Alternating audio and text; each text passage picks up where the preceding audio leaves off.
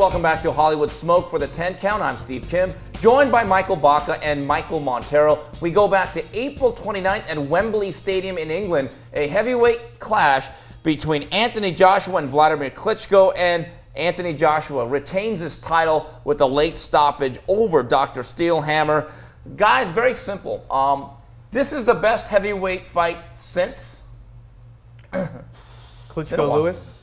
It's a good one. Well, I think it was better than Klitschko-Lewis because it had more drama. But, well, you have to phrase the question, best overall heavyweight fight? Because we've seen slugfest between journeymen or best title fight for all the marbles. Yeah, I was thinking Lamont Brewster losing to Sergey Lyakovich in 2006. That's that kind of was a great fight, but that was for the WBO title. None of those, neither of them were considered the #1 potential heavyweight, right?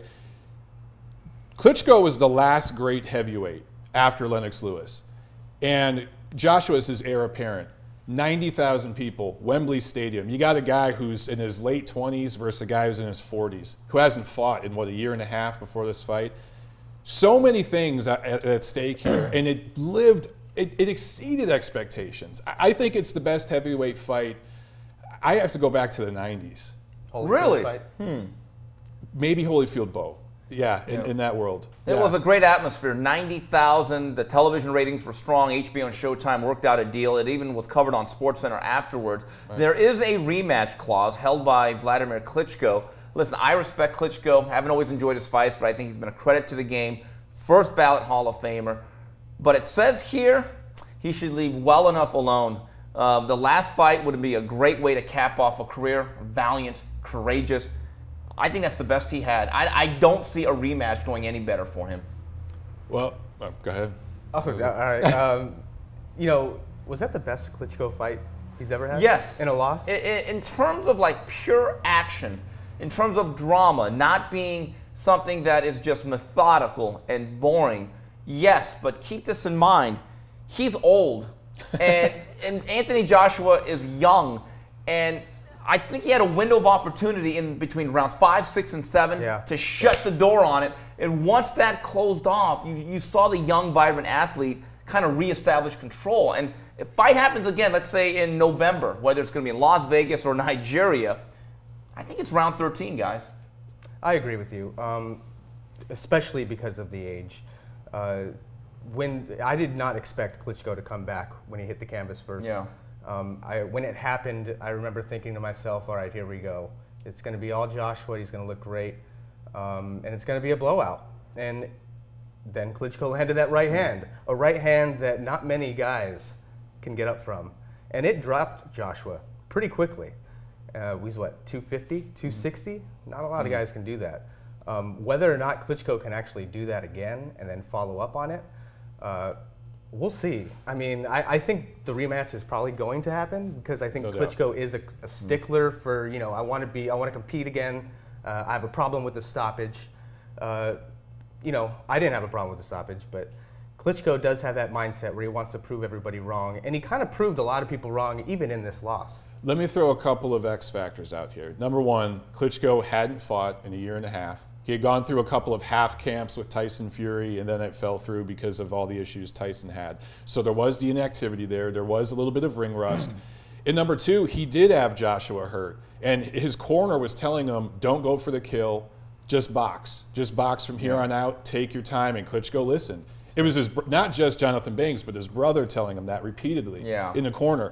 So maybe he comes around this time fresher. I'm just saying, I'm just putting it out there. Yeah. I thought the stoppage was a tad premature given what we saw in the 5th and 6th round.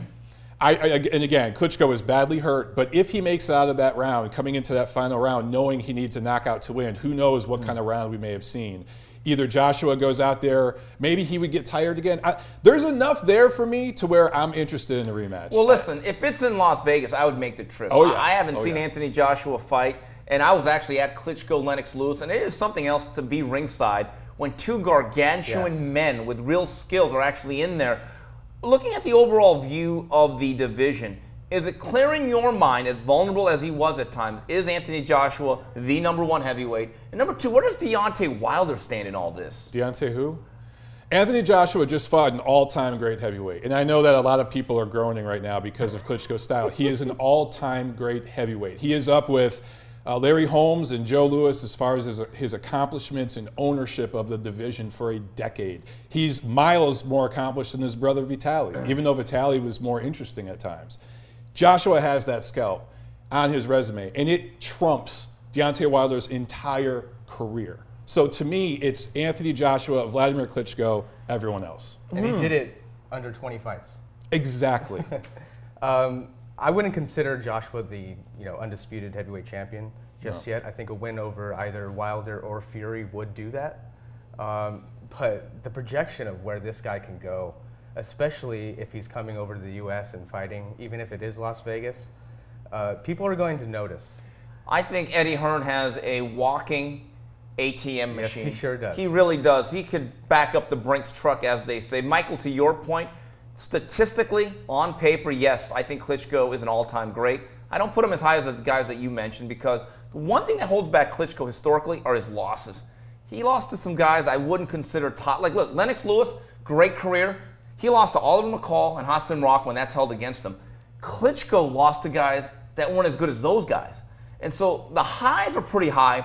The lows are really low, and you make an argument that Klitschko rolled through his division and dominated a generation, maybe the weakest generation of heavyweights, post Larry Holmes in the 1980s. So I just kind of look at it, but I think he isn't among the top dozen.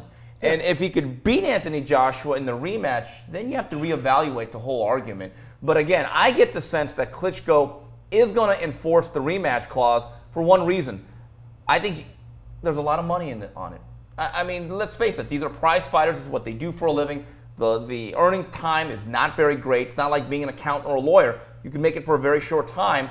So I think with that said, they will fight in November. Well, that's it for this edition of the 10 Count. I'm Steve Kim. On behalf of Michael Montero and Michael Baca, till the next round, goodbye, everybody.